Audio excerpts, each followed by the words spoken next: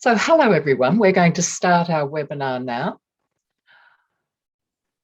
I'm Helen Wilson and Kerry Dennis and I are the co-conveners of the Caring for Country Committee who organise these workshops.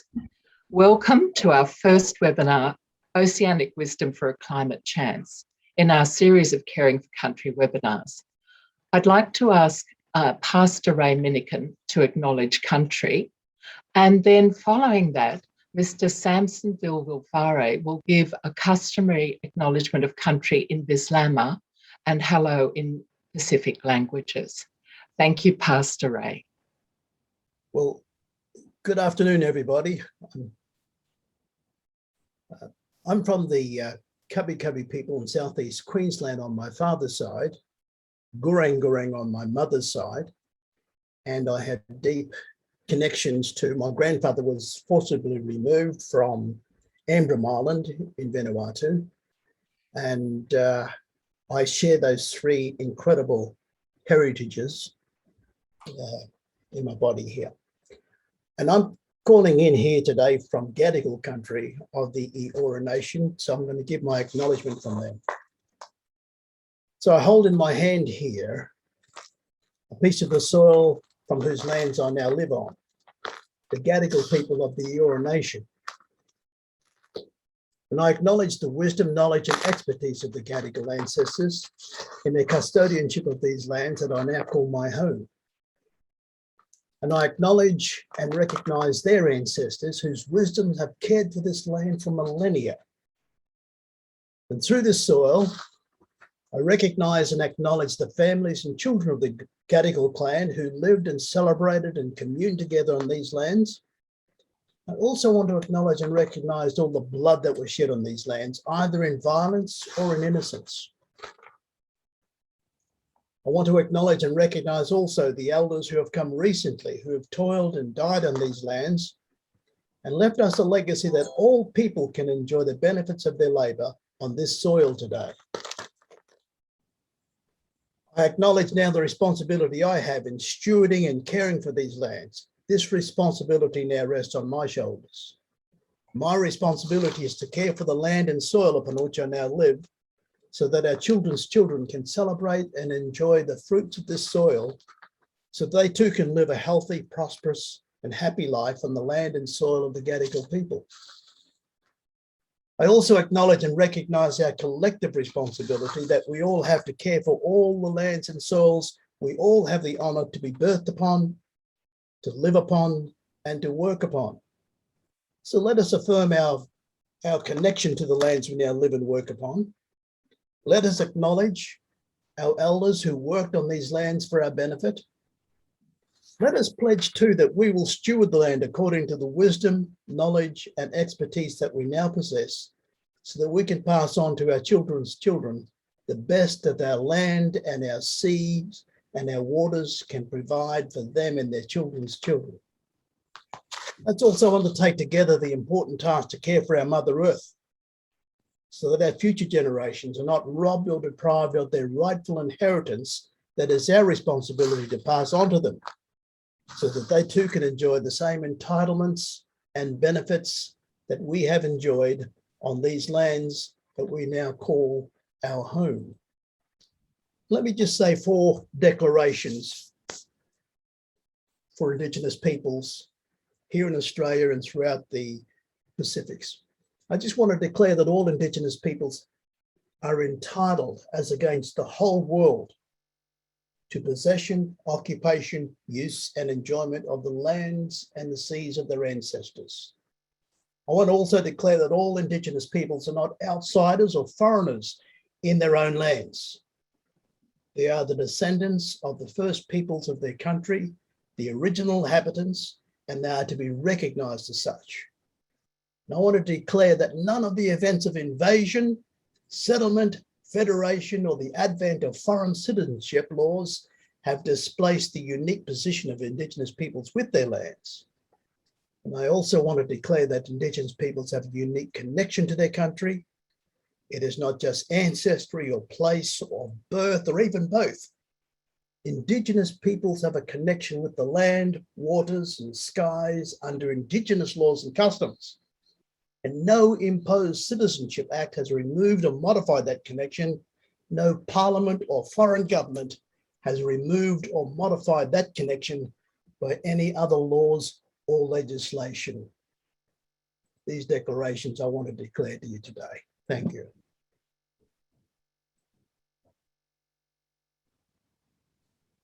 Over to you, Uncle Sampson.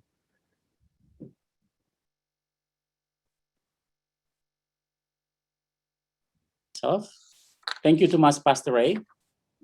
Before I do the acknowledgement in Bislama, I'd like to give you just a little bit brief background on Bislama.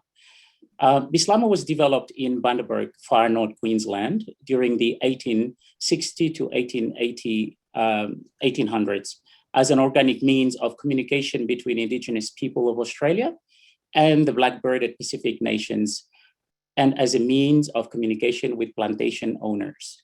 Creole is spoken mainly in the Torres Strait Islands by descendants of the blackbirding trade, with a small increase of Bislama and Solomon Island and Papua New Guinea pidgin or Tok Pisin on the mainland, as descendants have been relinking with our families and cultural practices in Australia and in the Pacific. We share Aboriginal English slang with common words of gammon, savvy, deadly, or humbug. Greetings from the Pacific. There are approximately 6,000 distinct languages spoken in the world today, of which nearly 25% or 1,500 are spoken in the Pacific Island region alone. From the far tip of the Pacific, in the lands and waters of Micronesia, I say Ali from Palau, or Ran Alim from Chuk in the Federated States of Micronesia, and to the lands and waters of the Polynesia, Talofalava from Samoa, Yorana from Tahiti, French Polynesia, or Pehe Yorana from the Rapa Nui, Easter Island, Malohelele from the Kingdom of Tonga, and to the Melanesia lands and water, Bulavinaka from Fiji Islands, and down to New Zealand, or Aotearoa Kiora, Halo Olketa from Vanuatu, or again, in my own language from Vanuatu, Ipas Metavaran from my own tribe in big numbers. Thank you to Mas Long Pastor Ray, Blong Mekem Acknowledgement, Blong Country. Mo big fala thank you igolong ICOMOS Committee, Blong Save Coordinatem Important Webinar ya. Good morning, Long you fala everyone. Name Blong me Samson Bilbil Fare. Mo me one Indigenous man Blong Vanuatu, Long Island, Blong Malekula, Long tribe, Long big numbers, Long tribe, Long Amah. Mi wantem acknowledge molketa man place wete molketa Nasara Blong molketa, where you may stop meet Long hem today. Me want to make him special acknowledgement. I go long Nasara, where me stop tok long hem, I come long you fala today, where emi nuna wall country. Mo me want them acknowledge him, olkata all falan long Nasara ya. Me want them show him special respect long me, I go long olkata all fala long olkata, long before today, more tomorrow. We want them to long acknowledge him all kata custom man, mo woman, long country where all is stop where you meet everyone is stop attend them meeting ya long hem today via long Zoom. Again, thank you to Mas, Sipa Silil, and thank you very much to all of you. Thank you very much, Pastor Ray and Samson Vilwafare. That was a beautiful introduction. Hello, everyone. I'm very pleased to introduce our series, Caring for Country webinars, to be held every month or so into early 2022. We'll cover the diverse experiences, challenges and concerns of a wide range of Indigenous and local Oceania communities in the context of climate change. This webinar, Oceanic Wisdom for a Climate Chance, opens our series and was organised by Wasakam Imelda Davis, Dr. Marie Geisler and Dr. Anne Paulina. The Caring for Country webinars are part of the ICOMOS webinar series. ICOMOS, for those who are not familiar with the organisation, is a non-government international cultural heritage organisation with members in 151 countries. ICOMOS voted in 2020 to declare a climate and ecological emergency. In its 2019 report, The Future of Our Pasts, ICOMOS recognises that Indigenous people are among the most vulnerable to the adverse effects of climate change because, among other reasons, their existence is often inextricably tied to the land. As a result, Indigenous advocates have been amongst the first to make the point that climate change threatens not only landscapes, but also cultural identity. Important voluntary work is done in ICOMOS around the world and in Australia on the themes we are discussing. The Australia ICOMOS Indigenous Cultural Heritage Statement recognises that the relationship of Indigenous people to their land is inseparably linked to their cultural heritage and identity, and urges action to recognise and promote awareness and understanding of the cultural heritage and rights of Indigenous people. Australia ICOMOS supports the concepts of voice, treaty and truth in the Uluru Statement of the Heart. The Caring for Country Committee combines interests in Indigenous heritage, cultural landscapes and climate change in Oceania. As well as non-ICOMOS members, we have members from ICOMOS committees in Australia, Pacifica and New Zealand who are involved in many of the ICOMOS committees I've mentioned and were on the previous slide. The Caring for Country webinar series provides an opportunity for Indigenous voices from Oceania on cultural heritage as a human right, on caring for places and community in a changing climate, and for discussing partnerships and solidarity with the global cultural heritage community.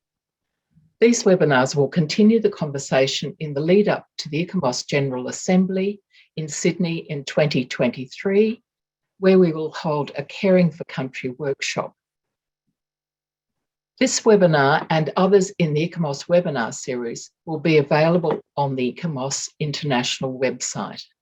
I will now hand over to Kerame Danis.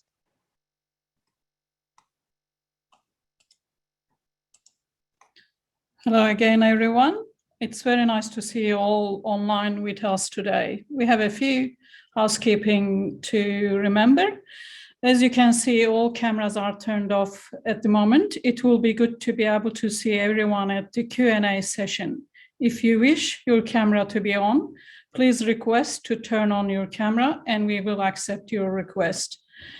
Please use your own name for security purposes on your screen title. No nicknames. Microphones will be muted. If you have comments or questions, type them in the chat box.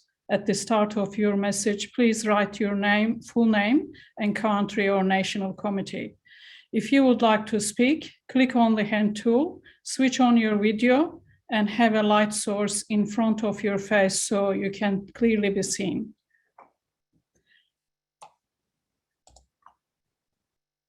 I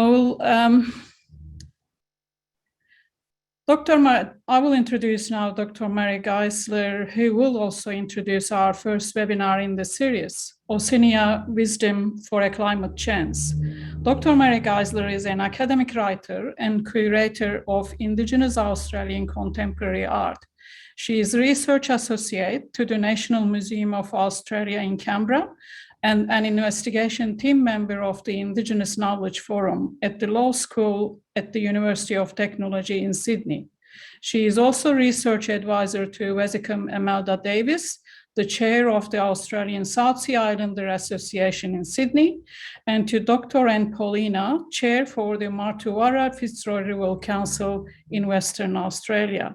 Dr. Geisler has recently published The Making of Indigenous Australian Art, Arnhem Land Bark Painting, 1970 to 1990. I will now hand over to Dr. Mary Geisler. Please note that this is a pre-recorded video due to COVID restrictions. We hope you will enjoy it. Thank you.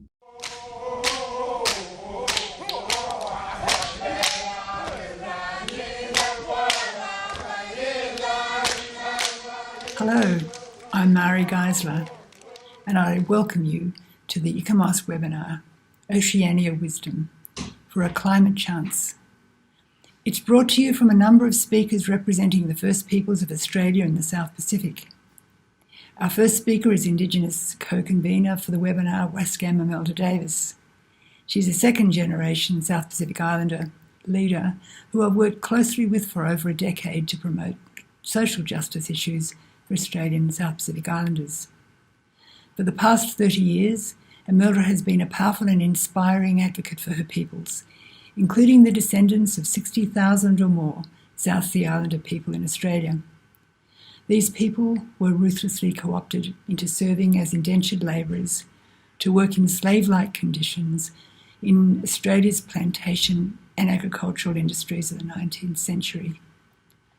From 2009, Imelda has been chair of a not-for-profit politically geared organisation based in Sydney, the Australian South Pacific Islander Association, which under her direction and oversight by elders Benita Mabo and currently Auntie Shireen Malamu, has been tireless in its advocacy for social justice, racial equality and healing. In many instances, these have arisen from circumstances created by climate change.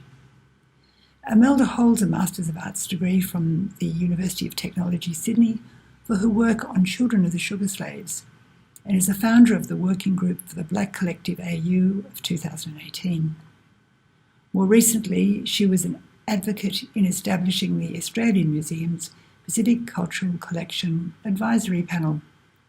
In 2020, she was awarded the New South Wales Premier's Multicultural Community Medal and was recently appointed to the Lord Mayor of Sydney Clovermore's representative team. For this webinar, Imelda has brought together a group of distinguished Oceania leaders who will present their insights and impacts of climate change on their respective countries and their responses to it. We hope you enjoy. Thank you. Greetings, my One Talks. My name's Imelda Davis, and I'm the chair of Australian South Sea Islanders Port Jackson. We're a grassroots organisation based here in Sydney, New South Wales. Today I speak to you as someone who has been at the coalface in coordinating and delivering a major relief package from Australian South Sea Islanders to support our brothers and sisters in the Pacific after Cyclone Pam devastated Vanuatu in 2015, and this was followed by the devastation of Fiji with Cyclone Winston. Our broader communities and Pacific peoples in Australia procured $2 million for this effort and were able to deliver makeshift housing supplies, tropical strength blankets, linen sheeting, and personal hygiene items for people in critical need. Going to the islands and meeting those who were affected severely by climate change and the fact that communities were torn apart and desperate to rebuild was incredibly sad to witness, and to think that this is all a result of climate change and Western nations not taking full responsibility for the carbon emissions that we are producing. Amongst the many critical issues Pacific Islanders are facing, and there are many, and they are complex, is the impact that warming temperatures is having on sea level rise. Lands are being inundated, especially in small islands where traditional habits are being destroyed and people's homes are being flooded, especially by the king tidal wave. The consequences of this are well known. People are forced to relocate and find other places to live on the island, or in some cases, they have to migrate. Research indicates these changes have resulted in loss of ancient culture and traditional knowledge as people can no longer go to their sacred places, harvest the traditional foods they have relied on for nurture and medicine, and conduct ceremony in places that their ancestors before them had done for countless generations. As First Nations people of Oceania, we stand in unity representing the people of Australia and the Pacific.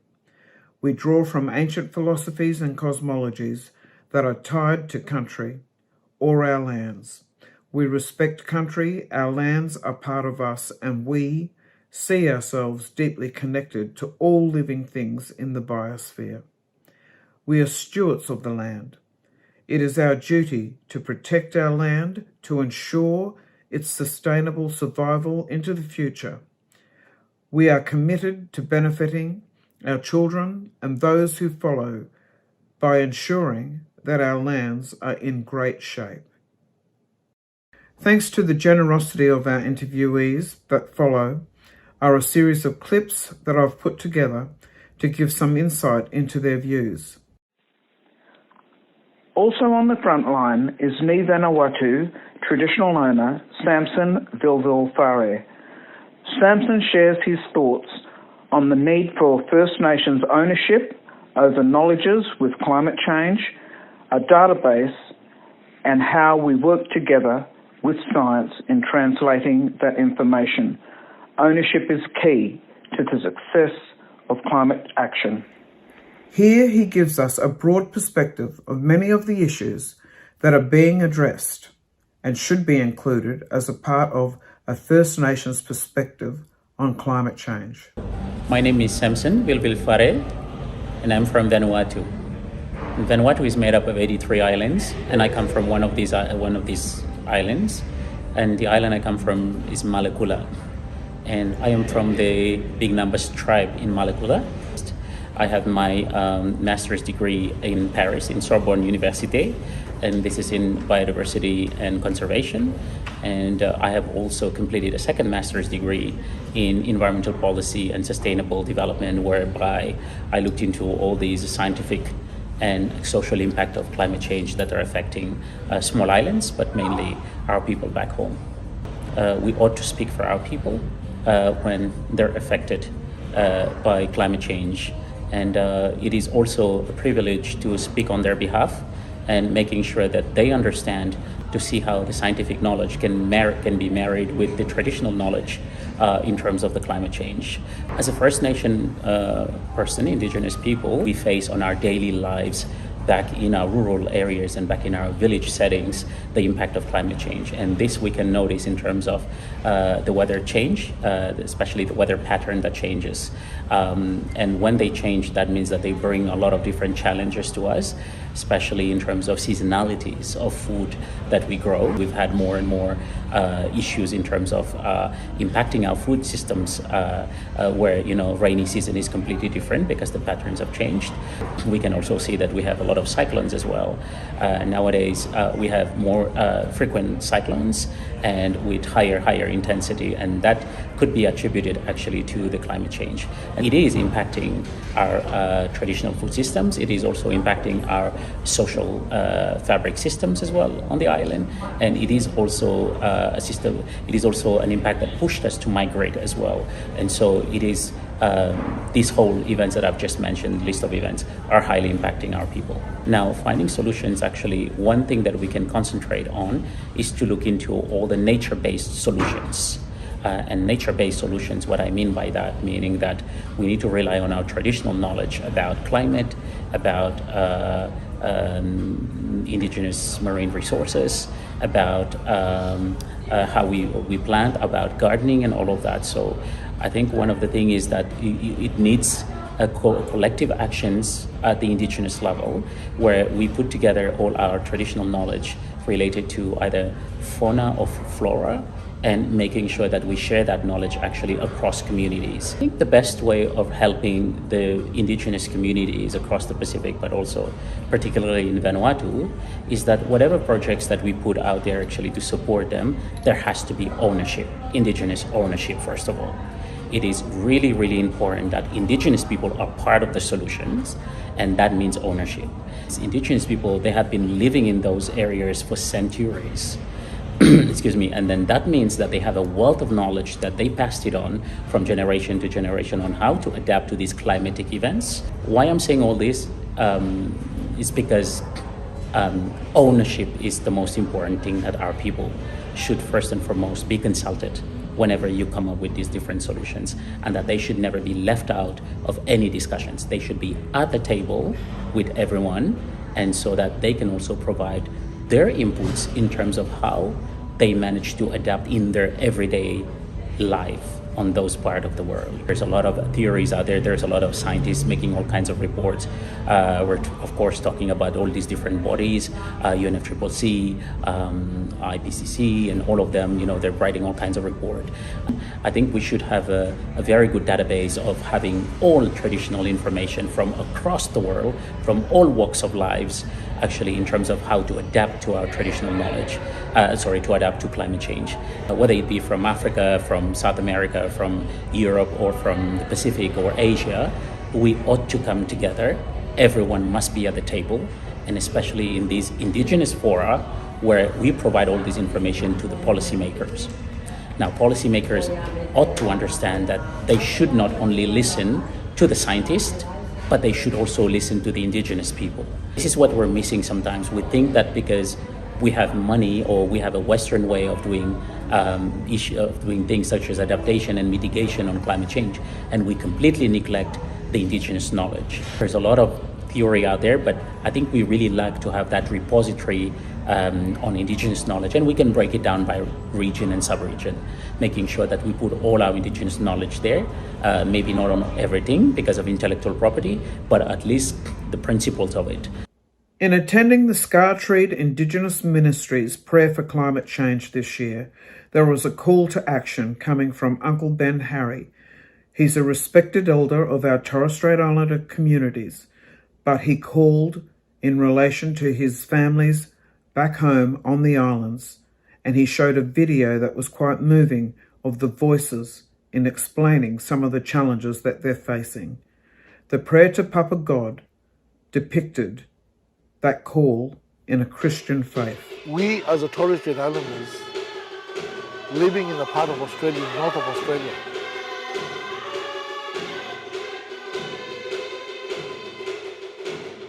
all Torres Strait Islanders are similar, but each island has a unique culture of its own. We have a very strong tie to this land.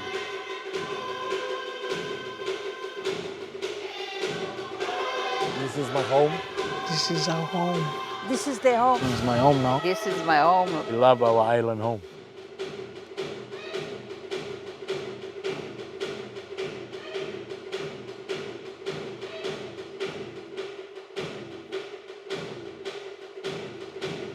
This erosion is happening so fast, there won't be us left. That's another sign of the erosion, washing the trees out. The sea level is rising. Our island is being washed away. What you see here, this is what we've got. We've got nothing else to go, nowhere else to go. This is our home. The way I see it here, that something has to be done. The government should be accountable for this part of the world.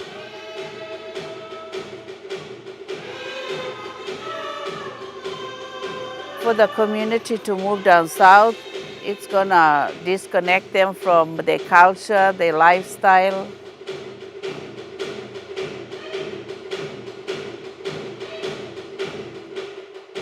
I'm asking for help around the world so that our island will be saved.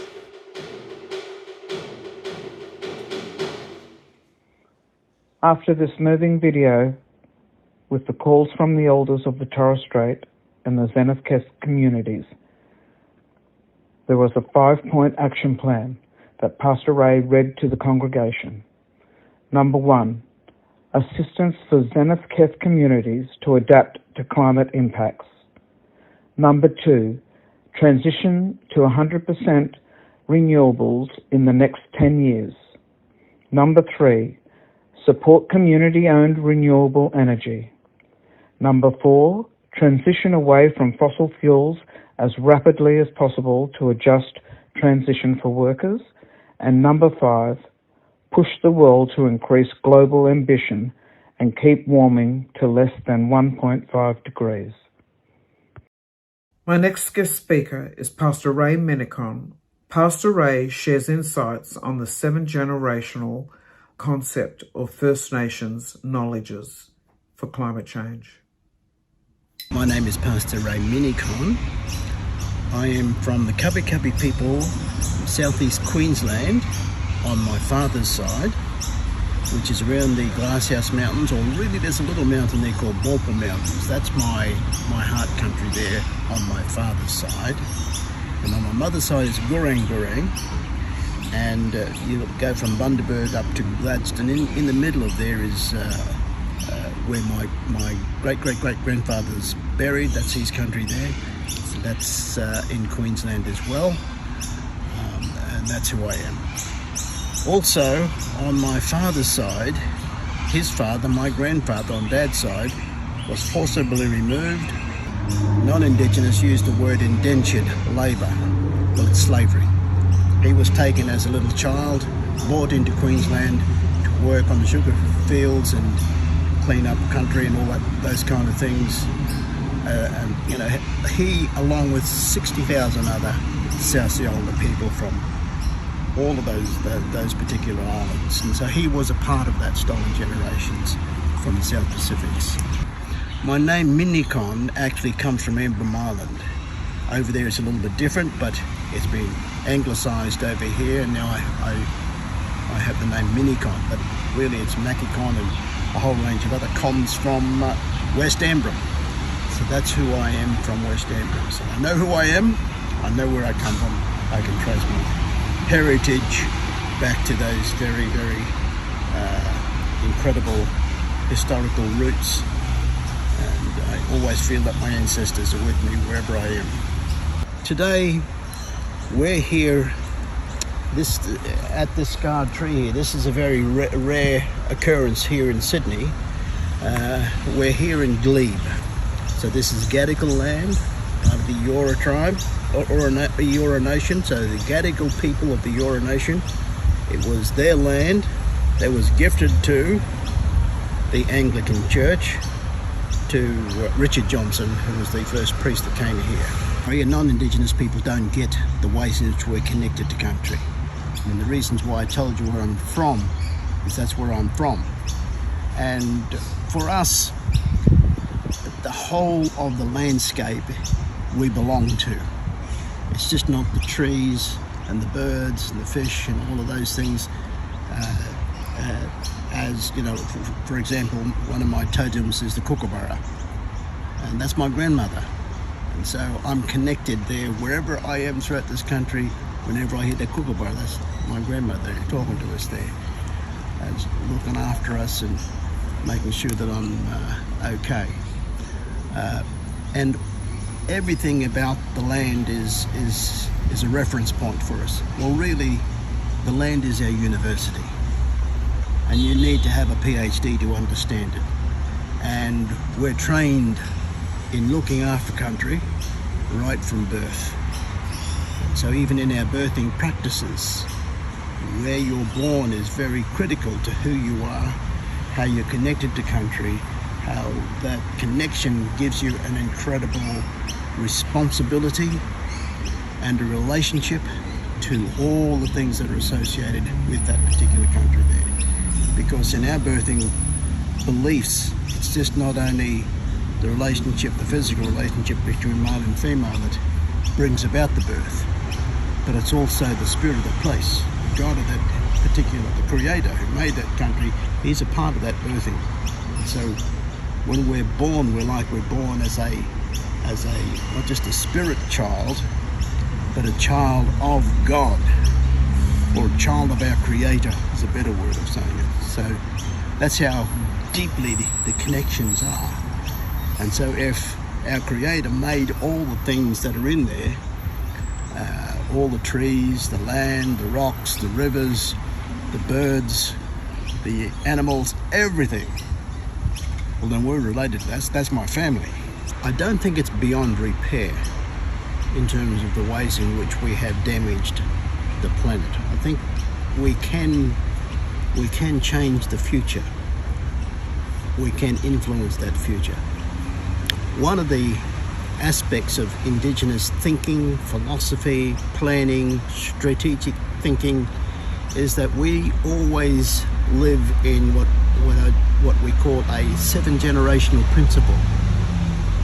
So here I am in this particular generation, if I want to make decisions, I draw upon the wisdom not only of my father or my grandfather, but my great-grandfather, because they also had knowledge passed on to them, that walking back into the future stuff. And so when I want to make a decision, I have to consult that knowledge, that library, that resource, that university. I've got to sit at their feet, first and foremost. Because when that decision is made, I'm not making a decision about me or my own personal needs and wants like we have today. But I'm trying to make a decision that will affect not only my children and my grandchildren, but my great-grandchildren and those yet to be born. So you're living in that 7-generational principle all the time. Well, the problem we have at the moment is that the political system is only a 3 or a 4-year cycle. And so you can only plan for those particular small time frames. And we don't yet have collectively, I know we Indigenous peoples already had this, but the scientific methodology doesn't have the capacity to do that kind of strategic planning. They can't think into the future.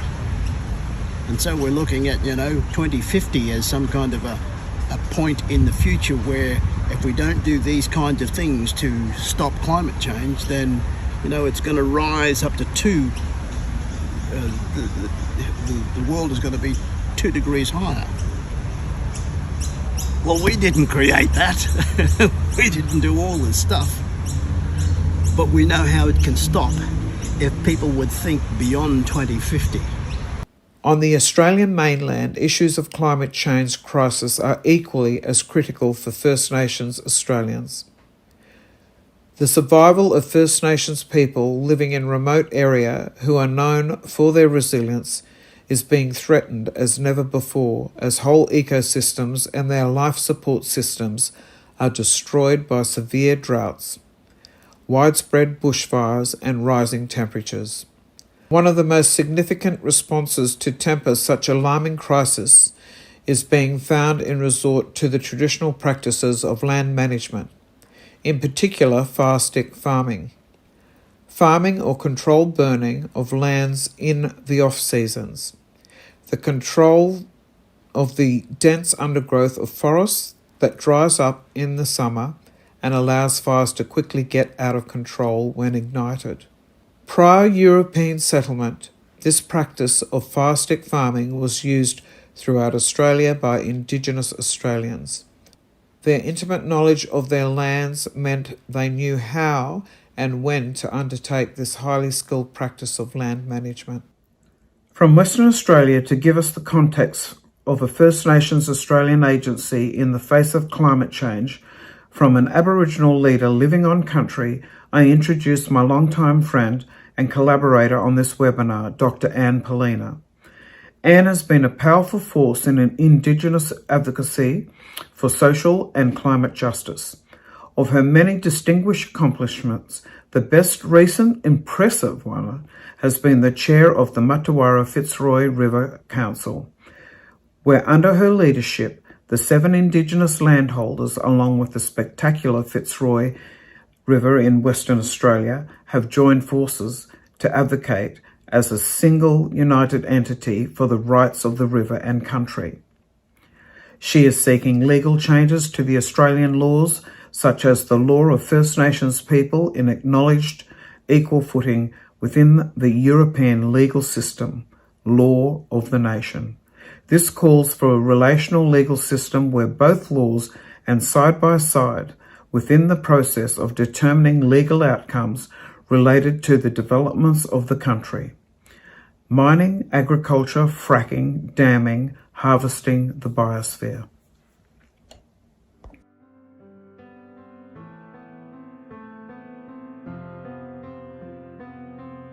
Wurrungali is very important to Aboriginal people. Even now, I show my grandchildren, get up on the bank and watch a catfish circling. Little catfish, big catfish.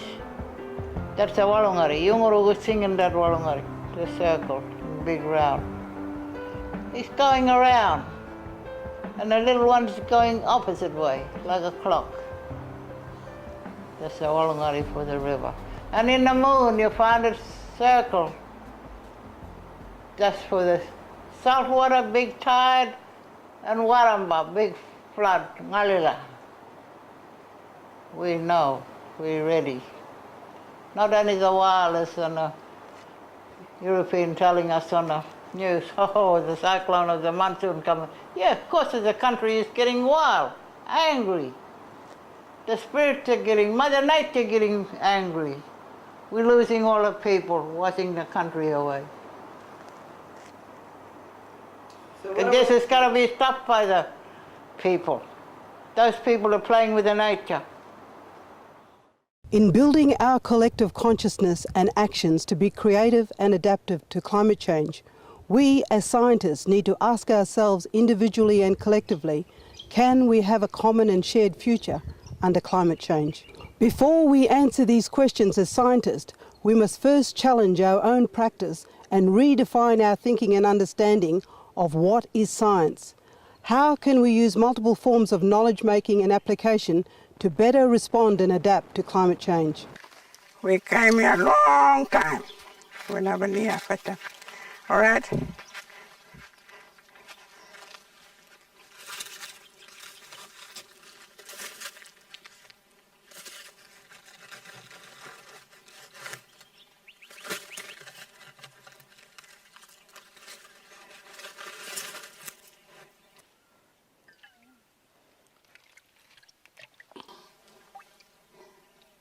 Clean water. Living water, this one.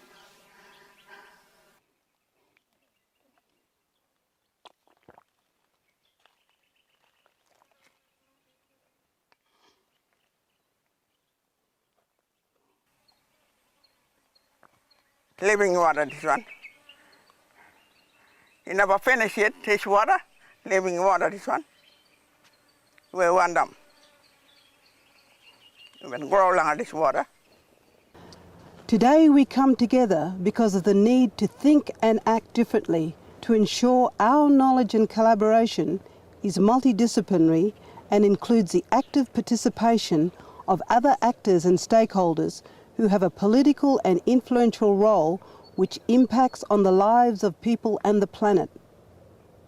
I believe we can work together collectively to identify the challenges of land, water, people and the environment in building creative and sustainable solutions to climate change. The group that is most often overlooked and yet has probably the greatest wisdom of any group in terms of relation to the environment are the indigenous communities. And so it's absolutely imperative that these communities be involved in the dialogue in addressing issues like climate change and how to mitigate impacts of other pollutants and how to work with communities for future development in a way that's sustainable, in a way that can be maintained without impacting the environment. And so including these communities is absolutely critical. This lived experience has generated an extensive body of traditional ecological knowledge production and adaptation to learning how to read the country, to read and understand nature by looking for the signs, up in the sky, down in the ground. This has come about through a deep relationship between human and non-human beings in nature. This system of knowledge must be seen and valued as Indigenous science. The ability to include Indigenous science into the collective wisdom of our scenario planning and choice modelling for climate change adaptation can illuminate and empower wiser ways of postmodern living. Our ethics have remained largely anthropocentric and indifferent to the fate of the natural world. This is changing slowly as we re-examine the nature of human-Earth relations and begin to build the basis for sustainable life now for the future. It is important to note that sustainable life is not the same as sustainable development, as the latter is increasingly used to promote growth economics with little regard for inherent limitations on ecological systems. The Kimberley is under attack. We know that there's the potential for coal, uranium, copper, diamonds, bauxite, iron ore, zinc, lead, as well as other precious metals. We know that this industry needs an incredible amount of water. We're really concerned that groundwater would be used and what that would mean for all the pools and the billabongs along the Fitzroy River, particularly in the dry season. Salt water comes up, it brings the barramundi up here. No one won't believe you. Into this place, you see fish here?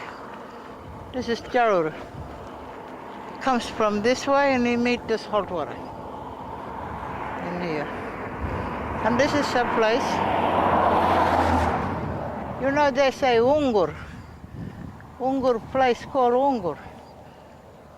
Come past here, and this spirit from here, he said, "Oh, I'm going. I'm leaving Jaruru." See? He's leave this country, he's move on. This Ungur Jago come here. And this is what they call Jaruru. Ungur Jago ne pendelen manana Jaruru ngamangari.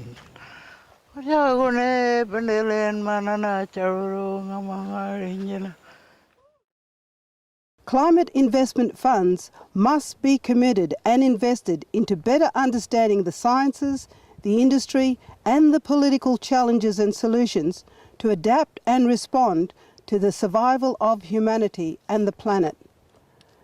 This type of investment must be directed towards the design and situational context in order to support the collaboration of regional governance frameworks, which shifts the balance of power to local people and stakeholders who need to vision and build a collective and common future together. If we're to survive, then we have got to listen to Indigenous peoples, and we've got to build those links between non-Native and Native communities and move forward as partners and in partnership of equals. And coming to the table doesn't mean simply sharing ideas, which is a very important part. It means being part of the decision-making process, not simply being informed after the fact, but being part of determining the steps that are taken forward and being true equals in that process. By reframing and building collective wisdom, we can better understand how we as human beings can once again start to live in harmony with each other and defend our amazing planet, Mother Earth, from climate chaos and destruction. We're at a tipping point, and unless we take action now, unless we are forceful emotionally, perhaps in written documents and video statements and in relationship building with governmental entities and scientists, unless we take those steps now, this tipping point means that if it tips too far, we won't be able to go back. We can run the country, we know what the rules are, we never forget. Together, shoulder to shoulder. We know what's right and what's wrong. Sorry about that, but we still got our culture. We still got our role. We still got a role to play.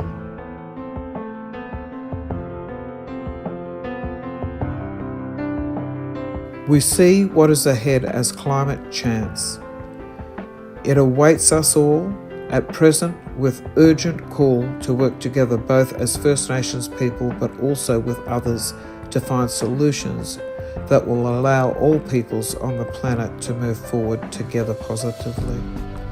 In the words of Australia's most distinguished Aboriginal Kanak and respected elder Auntie Shireen Malamu, we need to be at the table when governments decide how solutions to these situations will be legislated. So the symposium, Auntie Shireen, is Caring for Country. Would you like to share your thoughts on climate change and caring for country? Just briefly, if you care about country, it means having more Indigenous people on the panel from all over Australia.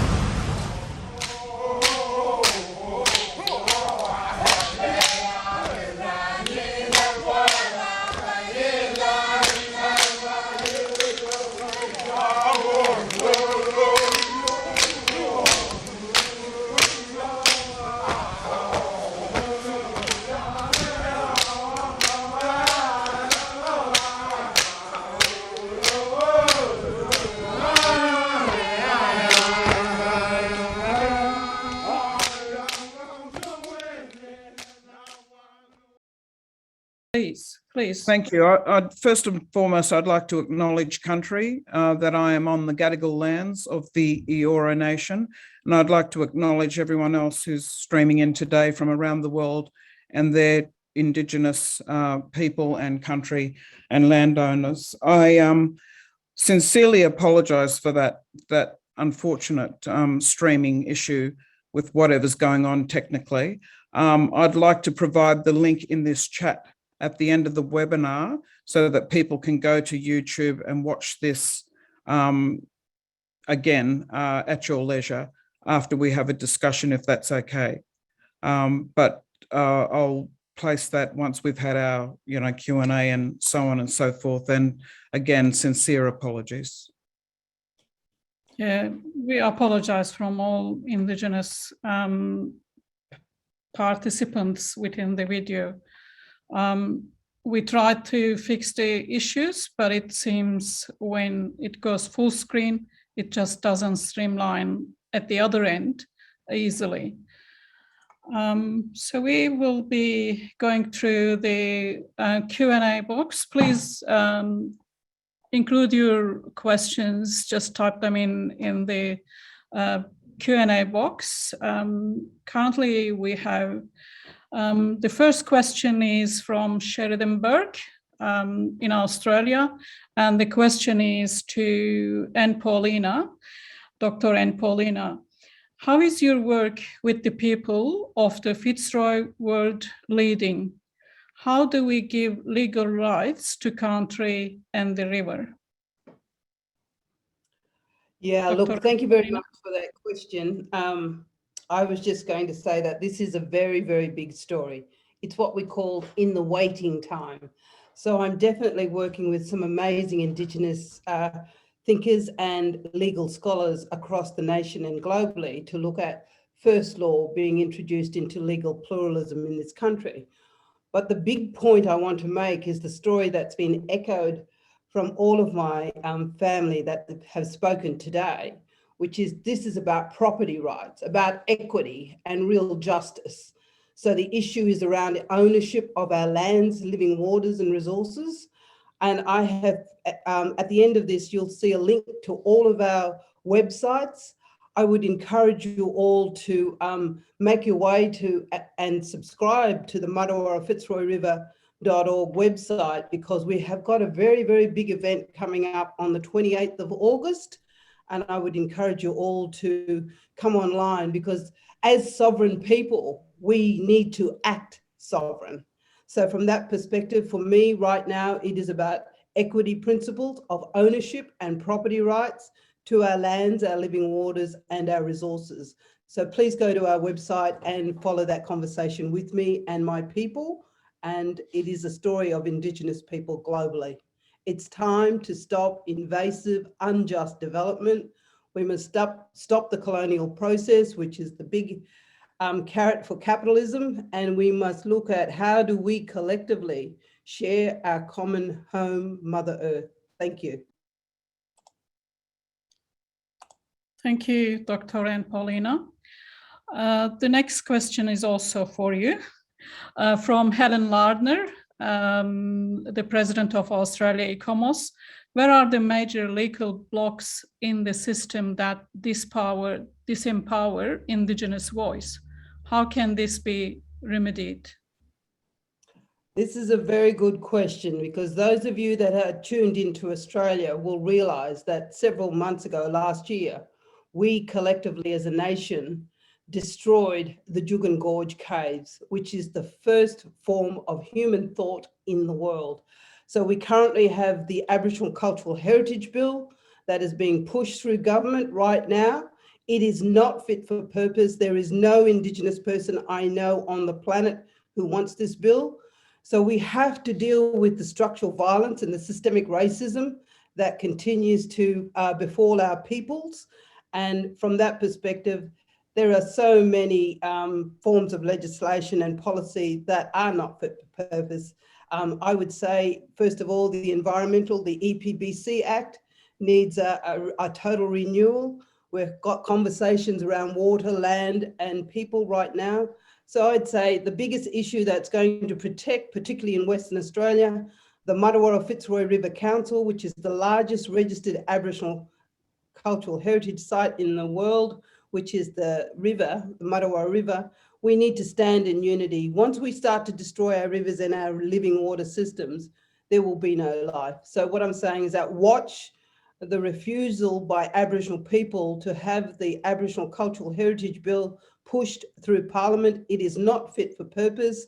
And I know that ICOMOS is joining us in terms of saying that we want to do business differently. And as my speakers, fellow speakers have said, it's not just about talking. Aboriginal people need to be co-designing our laws, our policies to make sure that we can preserve not only lands and living waters, but hold up also our fellow Australians. Thank you. Thanks, Dr. and Paulina. The next one is from Stuart Reid. That is probably also for you. Stuart Reid says, he is from Australia, but born in New Zealand. Does the New Zealand court system granting the Wanganui River legal entity rights have useful precedents and approaches for the Fitzroy and for other Australian rivers, perhaps? Yeah, thank you very much. And we definitely have a conversation that is happening globally between rivers. Rivers are living entities. They have not only a right to life, but they have a right to live and flow. So we, in terms of the Martuwarra Fitzroy River Council, have been watching the Wanganui story. And one of the things in terms of personhood is that when I go to my people and talk about legal standing, they say to me about the river, not human being. So what we are doing is we are looking at legal pluralism in terms of framing personhood from ancestral personhood. So this would open up the opportunity for sacred totems, sacred other objects to be leading and have standing. So ancestral personhood is currently a paper and publications that we have got going out there. So please, if you want to know any more about legal pluralism and the rights of rivers, particularly around ancestral personhood, please contact me through our website. Thank you. Thank you. Helen, I believe you have a question as well. Yes, thank you very much, Kereme. I have a question for Samson Vilvilfare. Samson, are you here at the moment? Otherwise, Anne or Imelda may like to answer this question. Samson Vilvilfare mentioned the need for Indigenous people to control their traditional knowledge outside of current systems that are siloed and limit Indigenous control. He said this data needs to be developed into an archive, online or otherwise, and be controlled by Indigenous owners of the knowledge. What's the situation now? What needs to be done and what funds are available to set up this resource? Thanks.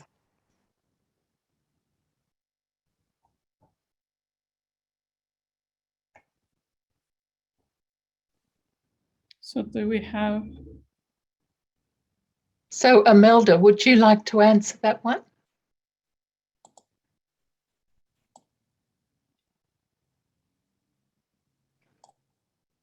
Sorry, I was just trying to get on to Samson. He had to leave. So can you just, I was on the phone when you called his name. So can you just repeat the question? Is it about the Indigenous Knowledges database? Yes, it is.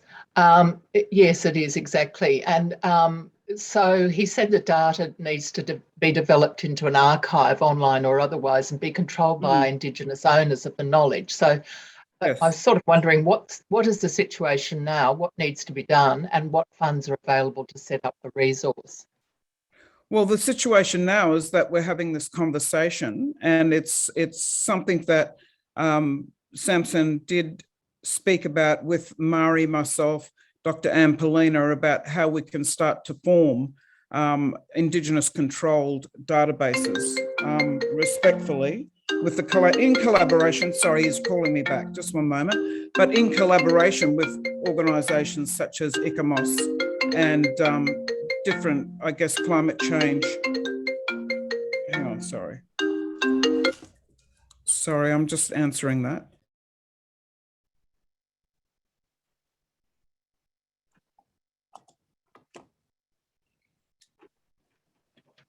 And he's going to log in again and give a, because the thing is with this Indigenous knowledges, it's very specific to regions. So one of the challenges is that the people that are suggesting what these solutions may be need to answer the questions. So he's going to log back in right now. So if everyone can just go on to the next question, and he'll be there shortly. All right. Sorry about this. Thanks, Amanda. The next question is from Catherine Forbes to Dr. and Paulina.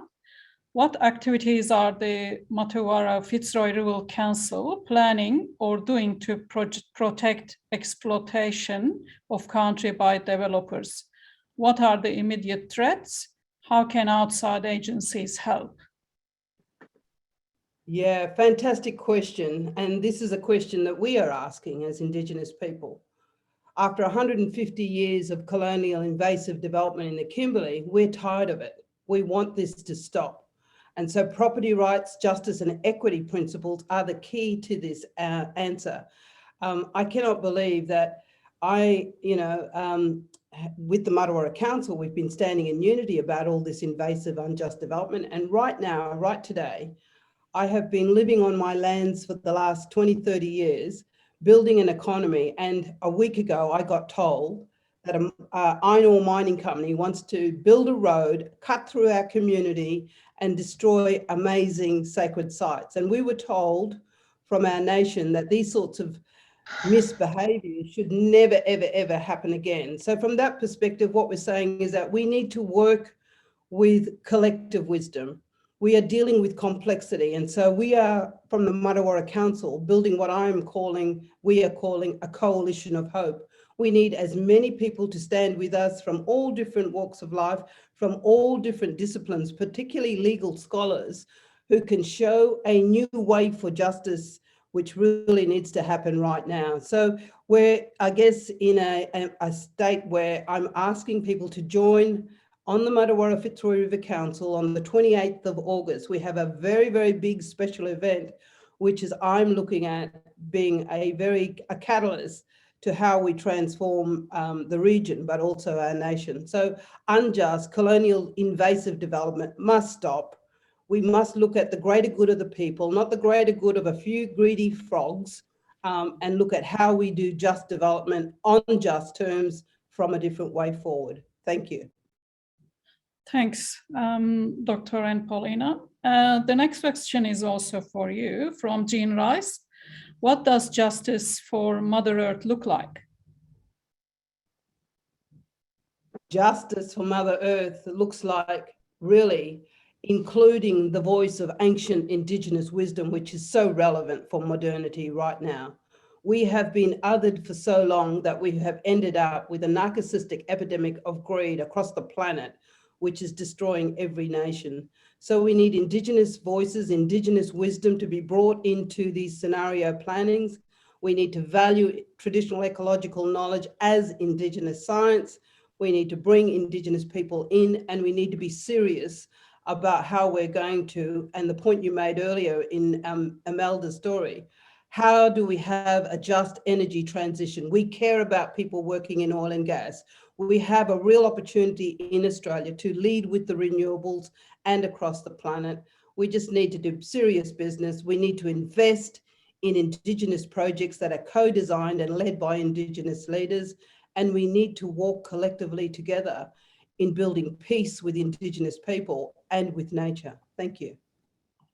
Thank you. The next question is for all panelists. From Moses Waga.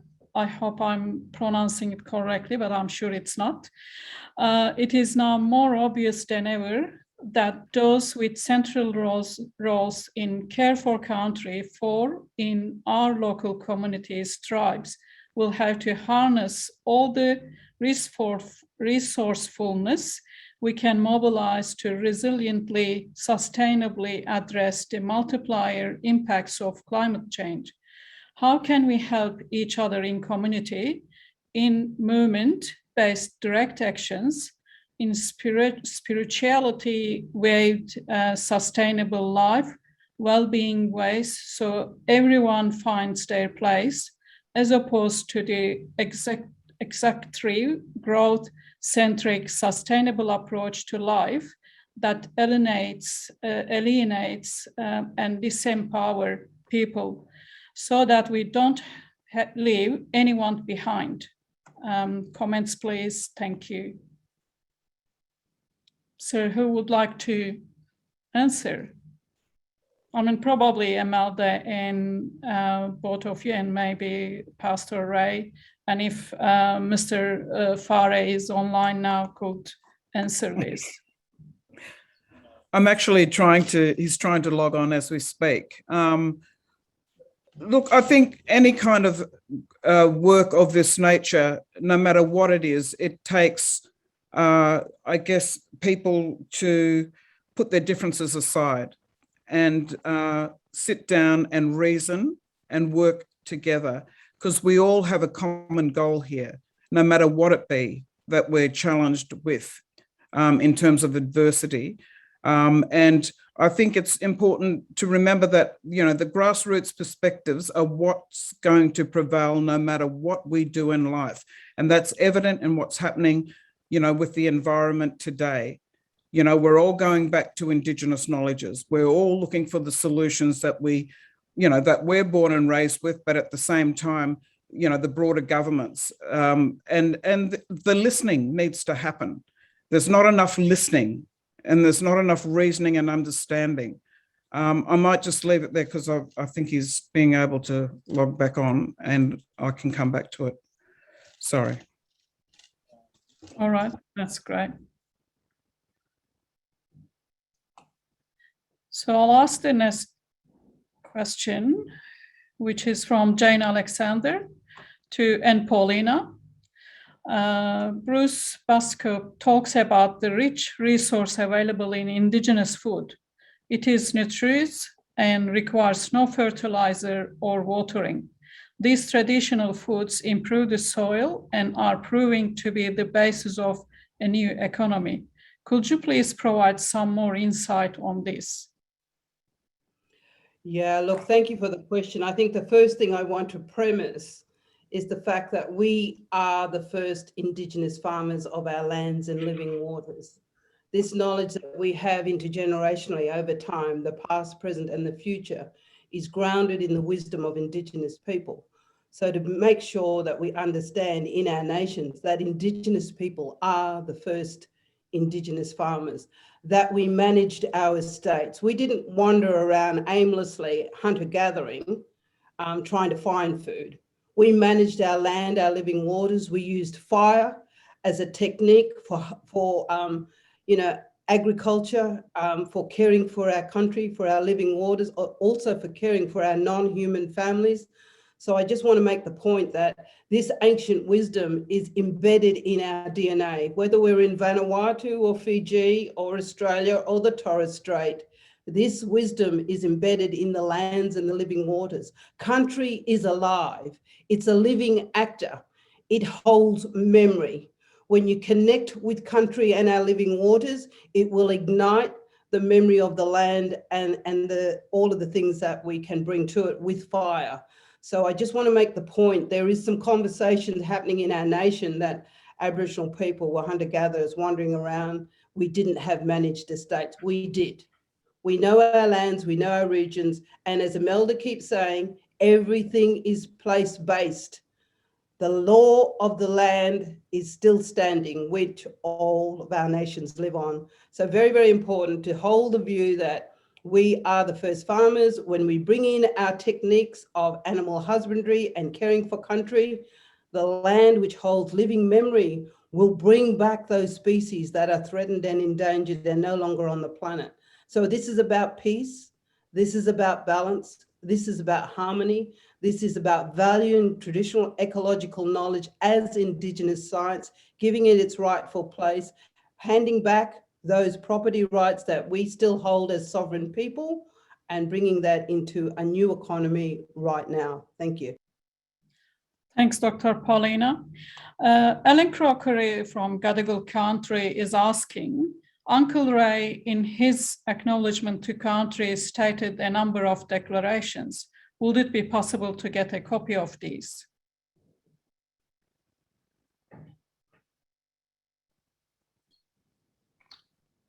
Who wanted that? Yes. Who was asking? Alan Crocker, and he put his email address there. We can provide you with the email address. Okay, well, I'll send it to Wayne. I'll email it to him. All right, thank you. Okay. And a question from Wayne Copper. Kia ora, thoughts and ideas on how we can create change at a ground level at home with our family and communities. I'm sorry, I can't pronounce the Maori pronunciation. Sorry. So thoughts and ideas on how we can create change at a ground level at home with our whānau, family and communities.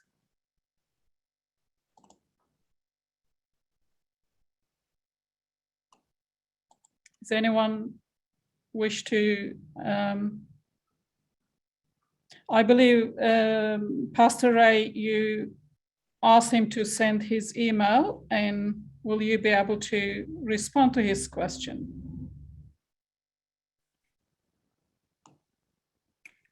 Could you repeat the question again? I'm trying to find it in the thing. Yeah, it's thoughts and ideas on how we can create change at a ground level at home with our family and community. It starts with education and understanding. There is no other way out of it.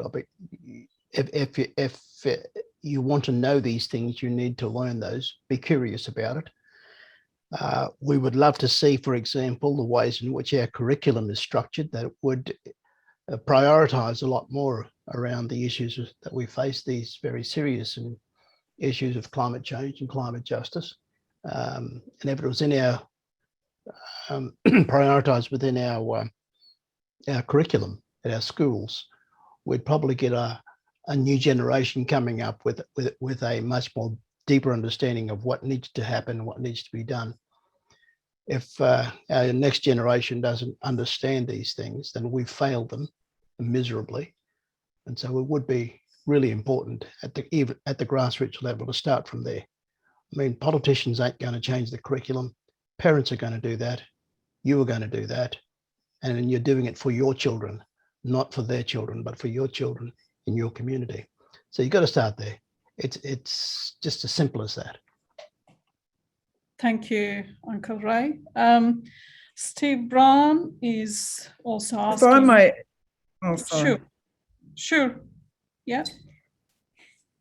No, I just wanted to add, with a lot of this work, it's obviously it's very challenging. It's voluntary. It's, your life, your every breath of the day. So I think, if we think a bit more around about empathy, kindness, and how do we heal together? And also, overcoming those challenges that we face as a people, as a human race. Yeah.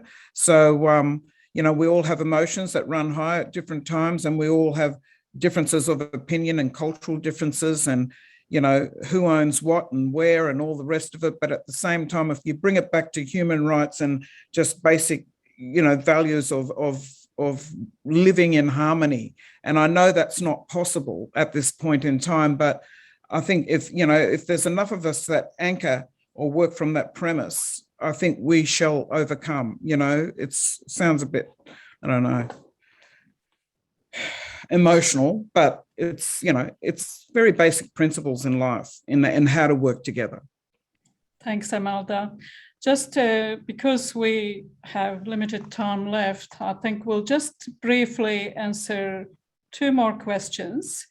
The next one is from Steve Brown.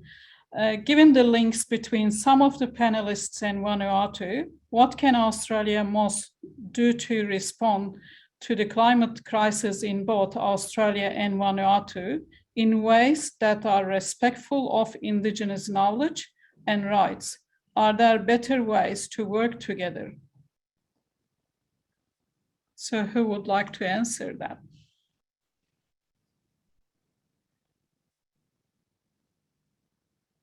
Imelda? We need a new government, or we need a new form of government. We need to start declaring a different form of government. And for Indigenous Australians, we have never ceded our sovereignty. And so we're going to have to look at the ways in which we can rearrange the ways in which our country is governed, because for 60,000 years, we've never had these kind of issues. And it's only arisen in the last, for this country anyways, in the last 50 odd years. And the ways in which our governments have dealt with this crisis have been to extract more resources, to create more problems for not just only for our own country, but for others. So you've got to change your government.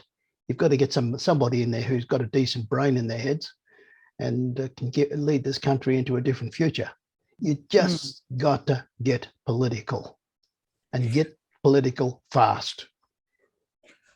Yeah, so and I agree, Pastor Ray. It's incredibly important, and I think just mobilising community initially. We all have our families, even if it starts with family, and take that same sort of thinking. And how do you want to move together? So and work towards that change with government.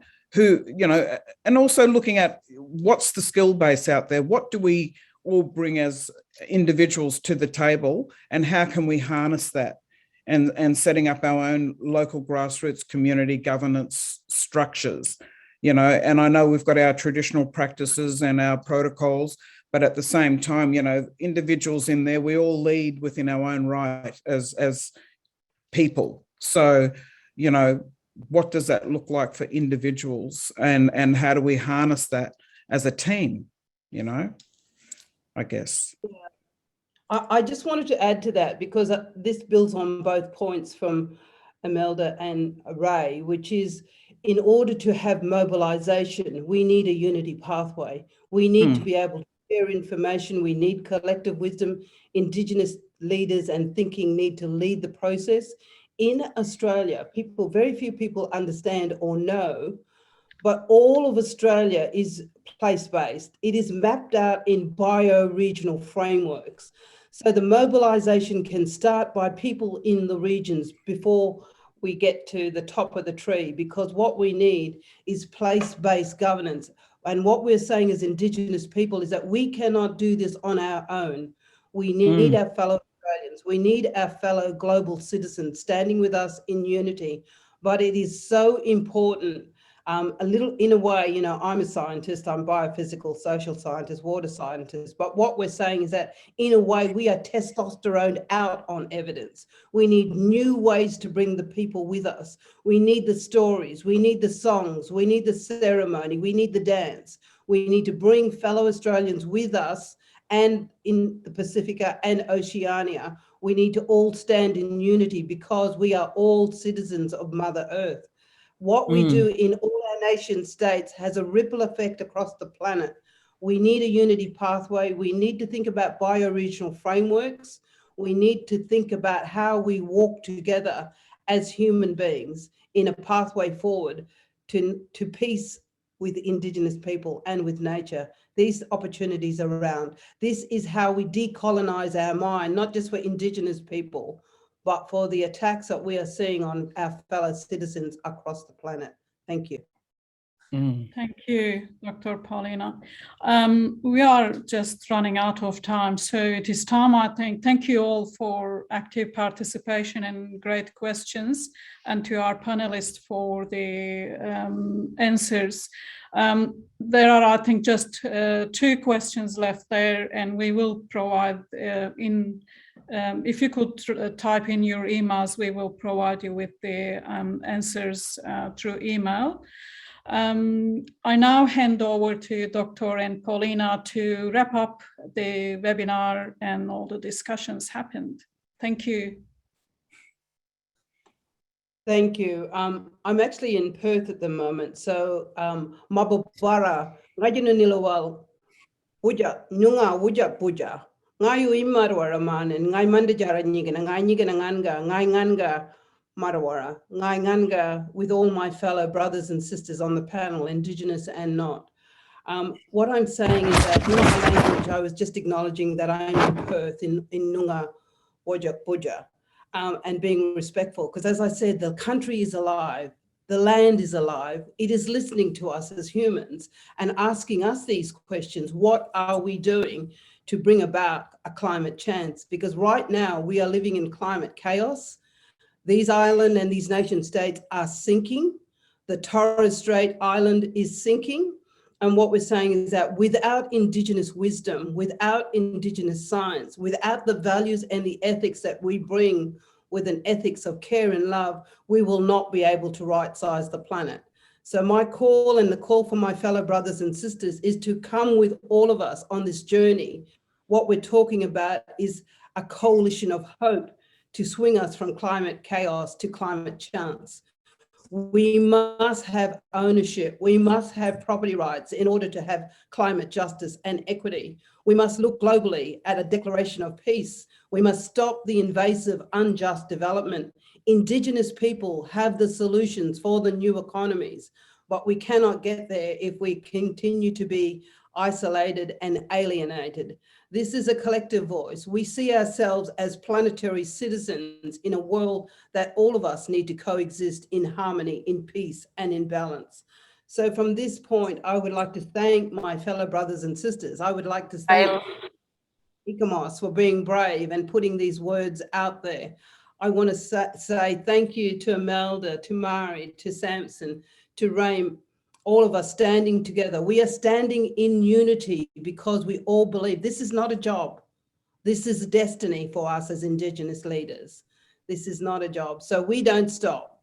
This is 24/7, 7 days a week, and we need the assistance of fellow Australians and the world to stand with us in unity to create a pathway to peace, for hope, for justice, and for everything that we've said today. Importantly, I would encourage those of you that were watching the video today, please go online, watch the film that Imelda has put up there on YouTube. This is a new way forward. And what we're saying is that there is a generosity of the human spirit coming from Indigenous people globally. And I will finish with the point that if we don't take this Indigenous wisdom into our scenario planning, we will not be able to right-size the planet. Someone said to me, Extinction Rebellion believe that if we are so stupid and befall our own demise, Mother Earth will revive and heal herself. And I say quickly, Mother Earth is so powerful, but she will be lonely without the vibration of human beings. So we are standing in solidarity with the political goodwill and the spirit of love coming from Indigenous people right across the planet to say, stop othering us, listen to our wisdom. We stand in unity as fellow human beings, and we thank you for standing with us and shift climate chaos to a climate chance. Galia Mabu, thank you all for sharing. Thank you, Dr. Paulina, this inspiring wrap up. Now it is Helen's turn. Too deadly, sis. Thank you, Dr. Anne Paulina, for your wise and important words. We need Indigenous wisdom, we need Indigenous science and an approach of listening and acting with good intent for climate action in support of the Earth. It's absolutely crucial.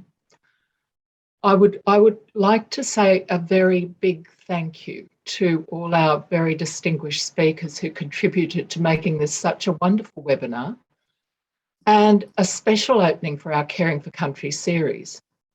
Full bio details of the speakers can be found in the newsletter, which most of you would have received with the invitation to this webinar, or we can send it to you if you email us at the Caring for Country email. Please take note of the links to the websites of the various speakers on the screen. If you have any questions that can't be answered or haven't been answered today, or further questions, please contact the speakers directly.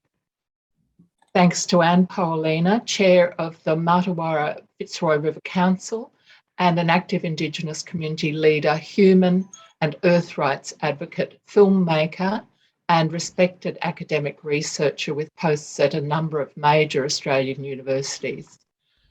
To Ms. Shireen Malamu, Honorary Patron of the Australian South Sea Islanders in Port Jackson, ACPJ, and a distinguished Aboriginal Kanak who has served on many government boards representing the interests of Indigenous people in areas relating to human rights, ethics, culture, health and education. To Uncle Ben Harry, a traditional owner of Yam Island in the Torres Straits Island, from where our islands, our home plea came from, asking the Australian government for support with resources to protect their island homes from climate change and to reduce greenhouse gas emissions in line with the government's commitments to a 1.5 degree target under the Paris Agreement. To Pastor Ray Minikin of the Scarred Tree Indigenous Ministries. Pastor Ray is a distinguished local and international Indigenous leader who has successfully advocated for the self-determination of Australian Indigenous culture and law. To Mr. Samson Vilvil-Fare, who, prior to his current diplomatic role in Australia, has occupied several significant international development roles for over 10 years in Europe.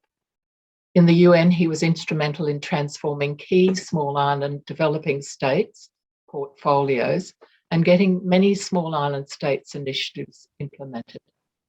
And a big thank you to Wasakam Imelda Davis, Chair of the Australian South Sea Islanders in Port Jackson.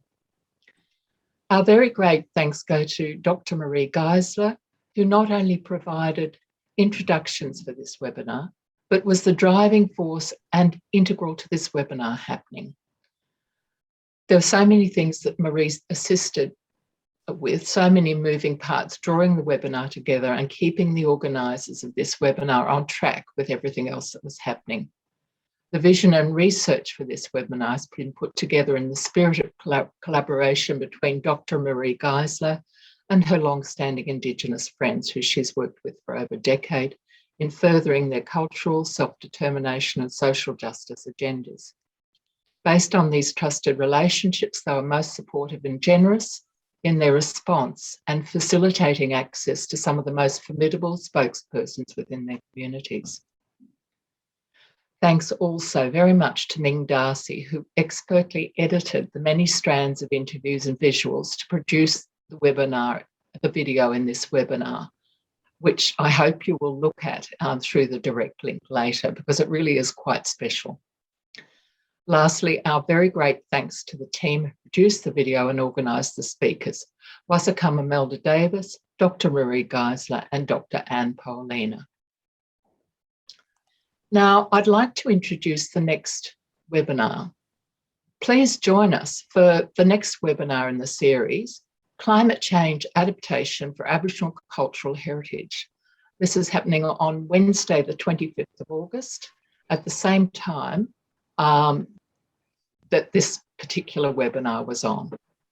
If you wish to contact the Caring for Country Committee or the presenters, please email us at the email on the screen, caringforcountry.web@gmail.com.